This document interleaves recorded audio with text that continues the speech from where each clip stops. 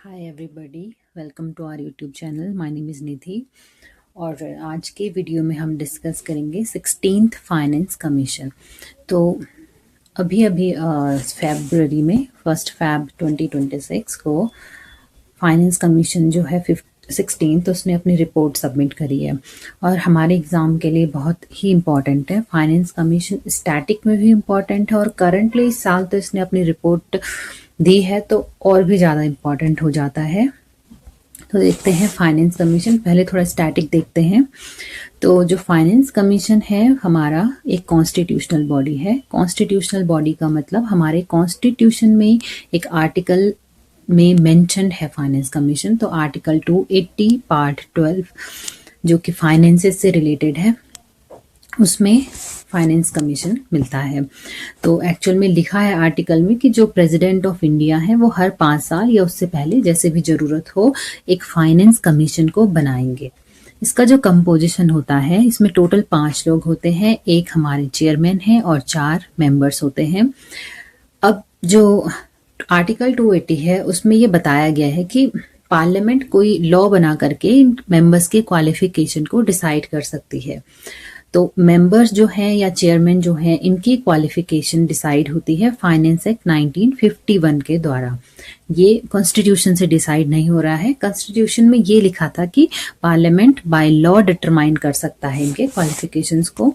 तो finance act 1951 के according जो क्वालिफिकेशंस हैं वो ये हैं कि चेयरमैन जो है हमारा उनके पास पब्लिक अफेयर्स में एक्सपीरियंस होना चाहिए।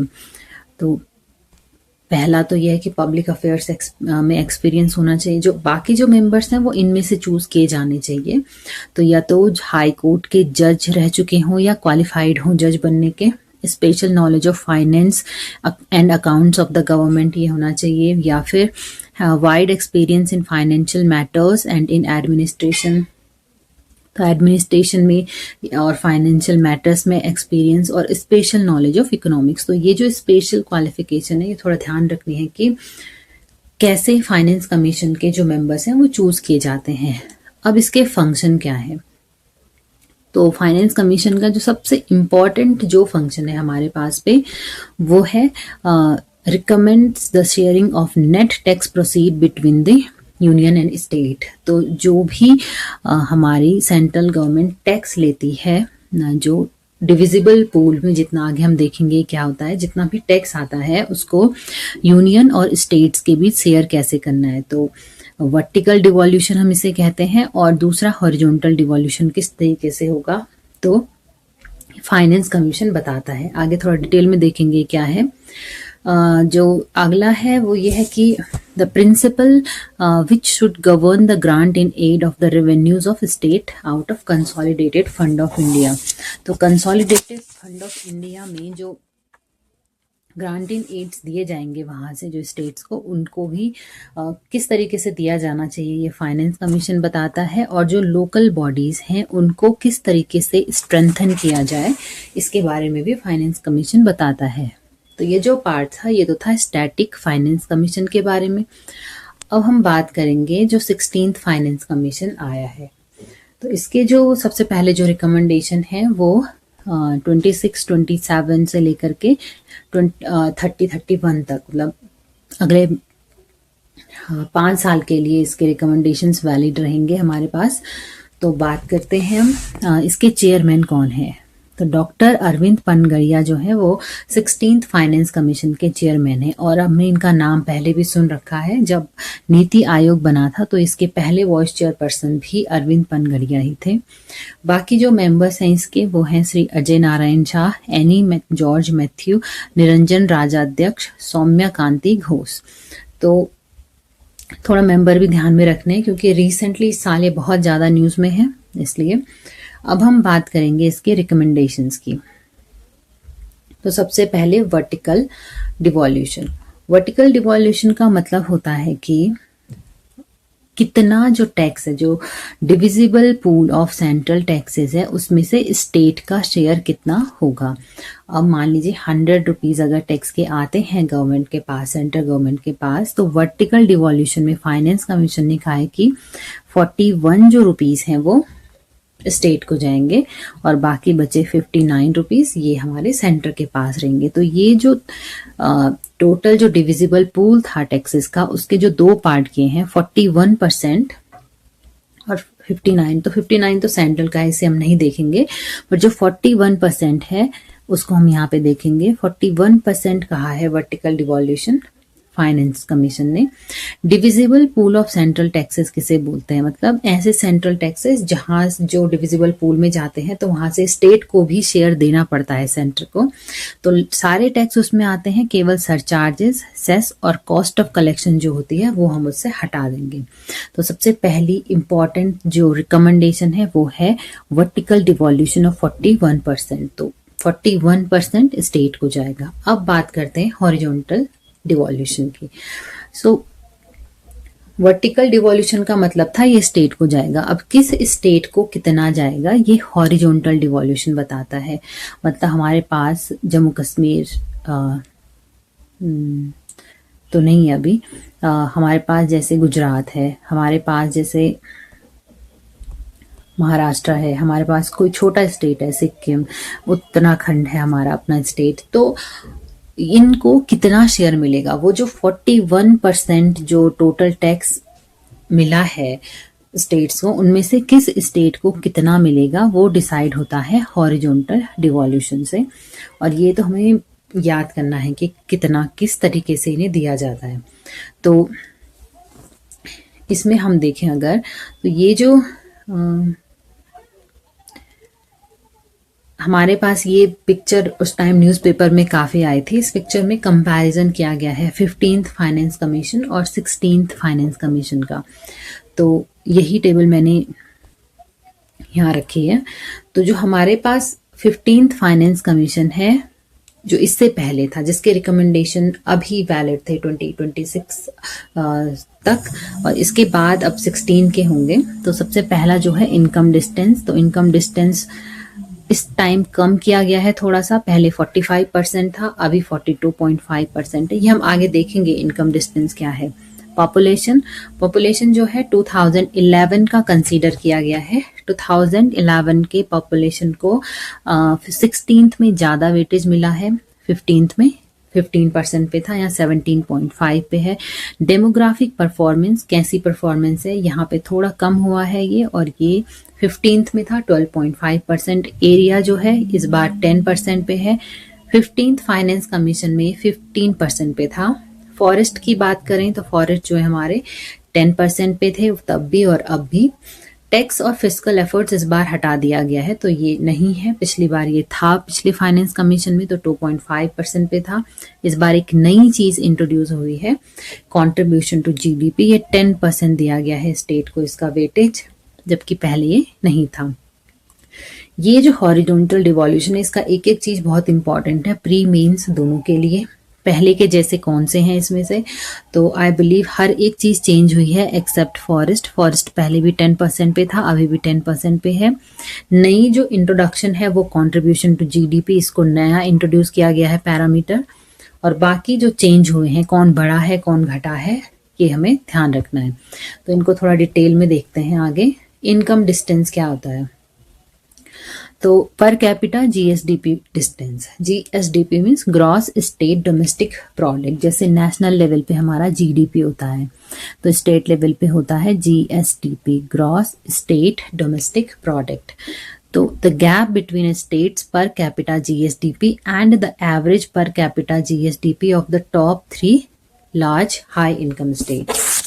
तो मान लेते हैं हम यहाँ पे कि जैसे महाराष्ट्र, तमिलनाडु और कर्नाटक हैं जो top 3 large high income state पे आते हैं। कभी कभी हरियाणा भी रहता है, फ्लक्चुएशन होता रहता है इसमें। तो हमने अभी माना कि यहाँ पे महाराष्ट्र, तमिलनाडु और कर्नाटक है। तो ये जो स्टेट है हमारे पास, इनकी जो पर कैपिटा जीएसडीपी होगा, पर पर्सन पर कैपिटा, हम इसकी जो जीएसडीपी निकालेंगे उनका एवरेज लेना है। और जो हमारा अपना स्टेट मान लिया यूके का पर कैपिटा अभी जो आया था 2.73 लाख पे हम हैं अभी लगभग। और जो हाई इनकम स्टेट है, इनका लगभग 3.5 या 4 लाख के करीबन पे आता है, एग्जैक्ट हमें नहीं पता। तो इनकम डिस्टेंस का मतलब होगा कि जो हमारा स्टेट है या जो स्टेट हम कंसीडर कर रहे हैं उसका, इन तीनों स्टेट का जो जीएसडीपी का एवरेज है उससे ये कितना दूर है। तो जितना दूर होंगे उनको हायर वेटेज दिया जाएगा यहाँ पे। तो ये था इनकम डिस्टेंस पर कैपिटा जीएसडीपी में जो डिस्टेंस होता है।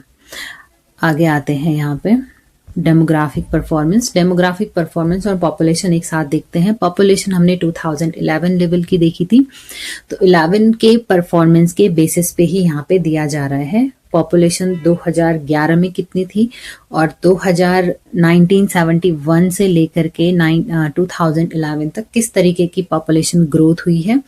तो जिनकी लोअर पॉपुलेशन ग्रोथ रही है डेमोग्राफिक परफॉर्मेंस में 1971 से 2011 तक, उनको हायर शेयर दिया जाएगा।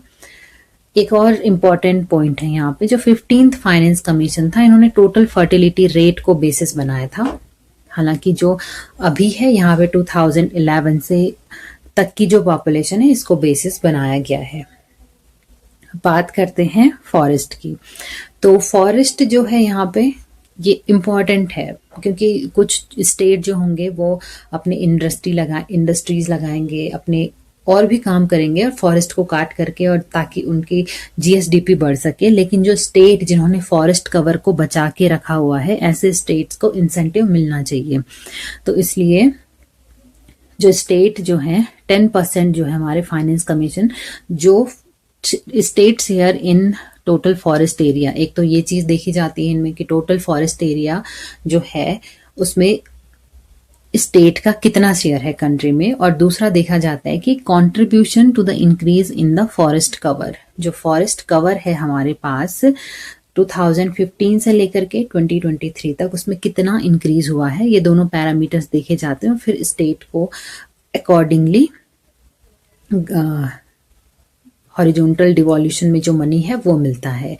तो 16th finance commission also include open forest while calculating TFA। तो ये थोड़ा इम्पॉर्टेंट है, क्योंकि पहले जो था 15th जो फाइनेंस कमीशन था उसमें 3 तरीके के फॉरेस्ट होते हैं हमारे पास, एक डेंस फॉरेस्ट, एक मॉडरेटली डेंस फॉरेस्ट और ओपन फॉरेस्ट। तो जो 15th फाइनेंस कमीशन था उसमें very dense forest, moderately dense forest, इनको रखा जाता था। पर जो 16th फाइनेंस कमीशन है उसमें ओपन फॉरेस्ट को भी रखा गया है। अब बात करते हैं कंट्रीब्यूशन टू जीडीपी। ये नया पैरामीटर ऐड हुआ है यहाँ पे। तो हमने अभी देखा था, जो हमने टेबल पीछे देखी थी, कि टैक्स एंड फिस्कल एफर्ट्स, ये पहले एक पैरामीटर हुआ करता था। जब 15th फाइनेंस कमीशन के रिकमेंडेशन आए थे तो उन्होंने हॉरिजॉन्टल डिवोल्यूशन के लिए ये पैरामीटर दिया था, पर अब इसे हटा करके एक नया पैरामीटर लाया गया है कि कंट्रीब्यूशन टू जीडीपी। जो स्टेट, पर्टिकुलर स्टेट जिसकी बात हो रही है, उसका जीडीपी में कितना कॉन्ट्रीब्यूशन है। तो किस तरीके से इसको कंप्यूट किया जाएगा ये देखते हैं। तो फॉर्मूला इसके लिए है कि square root of GSDP of state, और नीचे हम sum of square root of GSDP of all state. बहुत सिंपल सा फॉर्मूला है। तो जो निकलेगा वो उसका कंट्रीब्यूशन हो जाएगा जीएसडीपी में। जो वैल्यू हम जीएसडीपी की कंसीडर कर रहे हैं वो हम कर रहे हैं 2018-19 से 23-24 तक का। इसमें हम जो पेंडेमिक ईयर था 2021, जब कोविड आया था हमारे पास में, इसको हटा देंगे और तब करेंगे इसका कंट्रीब्यूशन। आगे आते हैं। ये तो थे पहला अभी तक हमने जो देखा, ये हमने देखा कि जो फाइनेंस कमीशन है वो वर्टिकल डिवोल्यूशन और हॉरिजॉन्टल जो डिवोल्यूशन है उसको किस तरीके से रिकमेंडेशन दे रहा है उसके बारे में। अब हम बात करेंगे ग्रांट इन एड के बारे में। तो 16th जो फाइनेंस कमीशन है, इनका जो ग्रांट है, इन्होंने वर्थ 9.47 लाख करोड़ की ग्रांट इस बारी रिकमेंड की है कि किस तरीके से इनको दिया जाएगा। तो 2 तरीके की यहाँ पे ग्रांट है, एक अर्बन रूरल लोकल बॉडीज के लिए और दूसरा दी गई है डिजास्टर मैनेजमेंट के लिए। तो पहले हम लोकल बॉडी ग्रांट्स के बारे में देखते हैं। लगभग 8 लाख करोड़ रुपीस दिए गए हैं, ये याद रखना है। लगभग नहीं, 8 लाख करोड़ लिखा हुआ था एग्जैक्ट फिगर वहां पे। तो ये पिछली बार से काफ़ी ज़्यादा है। पिछली बार 4 पॉइंट समथिंग जो थी वो इतने लाख करोड़ की ग्रांट दी गई थी लोकल बॉडीज़ को। इस बार काफ़ी ज़्यादा रिकमेंडेशन है। इसमें जो ग्रांट होती हैं तो लोकल बॉडीज़ को basic grant, performance based grant भी दी गई हैं। तो ऐसा नहीं होगा कि पैसे दे दिए और सॉरी पैसे दे दिए और हो गया, तो परफॉर्मेंस भी देखी जाएगी। तो पहले बेसिक ग्रांट जो 80% ग्रांट मनी है वो बेसिक ग्रांट है, और फिर आपकी परफॉर्मेंस के बेसिस पे 20% ग्रांट मनी दिया जाएगा। अब बात करते हैं जो लोकल बॉडीज हैं। हमारे पास दो टाइप की लोकल बॉडीज होती हैं, रूरल एरिया में और अर्बन एरिया में। तो जो 8 लाख करोड़ है उसमें से 4.4 करोड़ रूरल एरिया को जाएंगे, लाख करोड़ सॉरी 4.4 नहीं 4.4 लाख करोड़, और 3.6 लाख करोड़ जाएंगे अर्बन एरियाज को। अब इसकी कुछ कंडीशन है, कौन सी कंडीशन पे दी जाएगी। तो सबसे पहले तो वहां पे लोकल बॉडीज होनी चाहिए एज पर कॉन्स्टिट्यूशन, जैसा हमारा कॉन्स्टिट्यूशन कहता है उस तरीके की लोकल बॉडी वहां पे बनी हुई होनी चाहिए। कि कहीं पे 3 टियर होता है, कहीं पे 2 टियर होता है।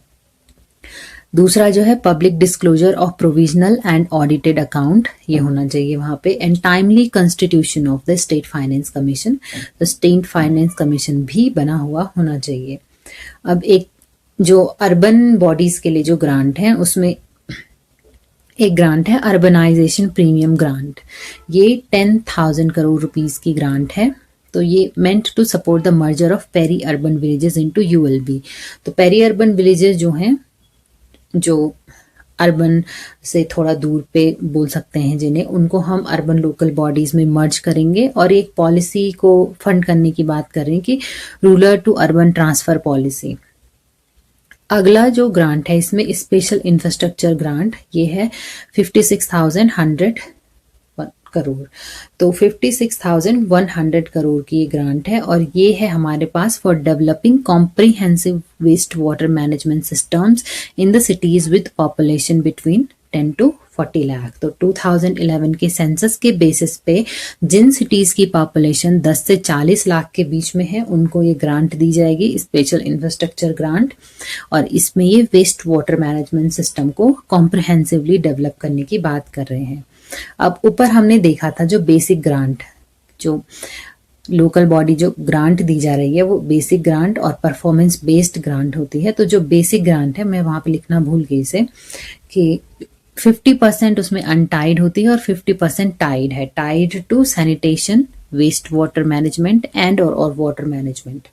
तो इनमें से किसी एक पे ही हम खर्च कर सकते हैं। अनटाइड ग्रांट है वो किसी चीज पे खर्च करी जा सकती है according to the local by the local body, but जो टाइड ग्रांट है वो केवल इन्हीं चीजों पे खर्च की जाती हैं। अब बात करते हैं दूसरे ग्रांट की, जो कि डिजास्टर मैनेजमेंट था। अभी हमने ऊपर डिस्कस किया है जो लोकल बॉडी ग्रांट थे। अब हम देखेंगे थोड़ा सा डिजास्टर के लिए। तो SDRF और SDMF जो मिटिगेशन फोर्सेस होते हैं या जो फंड है, disaster state disaster relief fund और स्टेट डिजास्टर मिटिगेशन जो फंड है, उसके लिए इन्होंने इतने पैसे दिए हैं 2,04,401 करोड़। कभी कभी ये डायरेक्ट नंबर भी पूछे जा सकते हैं। ये हमें जो ध्यान रखना है इसमें वो ये है कि 9:10 जो है वो नॉर्थ ईस्ट और हिमालयन स्टेट के लिए हमेशा ऐसे ही रहता है लगभग। जो हमारे पास स्कीम्स भी आती हैं उसमें 9:10 की तरीके से दिया जाता है ग्रांट। तो 90% जो है वो सेंट्रल खर्च करता है, 10% जो हमारे पास है वो स्टेट देते हैं। जबकि जो अदर स्टेट हैं, ये थोड़ा याद रखना है क्योंकि ये चेंज होता रहता है। तो डिजास्टर मैनेजमेंट ग्रांट का जो फंड होगा उसमें 75-25 रेशियो है अदर्स स्टेट के लिए। कई सारी ऐसी स्कीम होती हैं जहाँ पे 60-40 का रेशियो होता है, तो 75-25 है यहाँ पे। और ये सेंटर का शेयर भी लिखा हुआ है कितना होगा। और कुछ रिकमेंडेशंस दी है यहाँ पे फाइनेंस कमीशन ने। तो सबसे पहला कुछ रोड मैप है, फिस्कल रोड मैप, हमें क्या करना चाहिए आगे। जो रिकमेंडेशंस होती हैं फाइनेंस कमीशन की हमेशा एडवाइजरी होती हैं, ये रिकमेंडेशन है। अब सेंट्रल गवर्नमेंट पे है कि वो इनको कितना मानती हैं कितना नहीं मानती हैं। तो इन्होंने क्या रिकमेंड किया है कि जो हमारा फिजिकल डेफिसिट है उसको 3.5% ऑफ GDP लेके आना है 2030-31 तक। एनुअल फिजिकल डेफिसिट स्टेट के लिए जो लिमिट है वो 3% कर दी गई है, जो जीएसडीपी है उसका। और ये कहते हैं कि जो recommend ending of budget borrowing and including all such liabilities in fiscal deficit and debt. तो जो ऑफ बजट बोरोइंग हम करते हैं बाद में, उसको भी हम फिस्कल डेफिसिट और डेट के अंदर लेके आए। और एक और लॉन्ग टर्म तो नहीं पर 2030-31 तक जो सेंट्रल स्टेट का जो कंबाइंड डेट है वो 77.3% ऑफ जीडीपी है अभी, और इसको हमें 73.1% पे लेके आना है। तो ये कुछ फिस्कल रोड मैप है, और यहाँ से डायरेक्ट क्वेश्चन पूछे जा सकते हैं इन नंबर से कि क्या कहा है फाइनेंस कमीशन ने इनके बारे में। आगे बात करते हैं पावर सेक्टर रिफॉर्म्स की। तो प्राइवेटाइजेशन ऑफ इलेक्ट्रिसिटी, डिस्कॉम की बात की जा रही है। डिस्कॉम डिस्ट्रीब्यूशन कंपनीज होती हैं जो इलेक्ट्रिसिटी को डिस्ट्रीब्यूट कर रही होती हैं। तो ये स्टेट गवर्नमेंट को कह रहे हैं कि स्टेट जो है इनका प्राइवेटाइजेशन को एक्टिवली परस्यू करें, और जो डेट है उनको स्पेशल पर्पस व्हीकल में डाल दिया जाए with repayment allowed through the special assistant scheme for capital investment usable only after privatisation. तो प्राइवेटाइजेशन के बाद ही वो उनका जो यूज है वो कर पाएंगे। रेशनलाइज सब्सिडी से भी ध्यान देने की बात कर रहे हैं एक तरीके से, स्पेशली जो हम अनकंडीशनल जो कैश ट्रांसफर करते हैं उसकी बात। और पब्लिक सेक्टर इंटरप्राइज की जो बात की जाए तो 16th जो फाइनेंस कमीशन है उसने जो स्टेट पब्लिक सेक्टर इंटरप्राइजेज हैं 308 ऐसे हैं जो इनएक्टिव हैं। स्टेट की जो पब्लिक सेक्टर कंपनी होती हैं एक तरीके से, उनको रिव्यू एंड क्लोजर करने का रिकमेंडेशंस दिया है। तो ये तो था फाइनेंस कमीशन और उसके रिकमेंडेशन। आगे हम कुछ और चीजें भी देखेंगे, बहुत इंपॉर्टेंट टॉपिक है ये। 1-2 क्वेश्चन तो पक्का ही मान के चले आगे जो भी क्वेश्चन होगा, प्री में भी और मेंस में भी। तो थैंक यू, अभी के लिए इतना ही, मिलते हैं नेक्स्ट वीडियो में।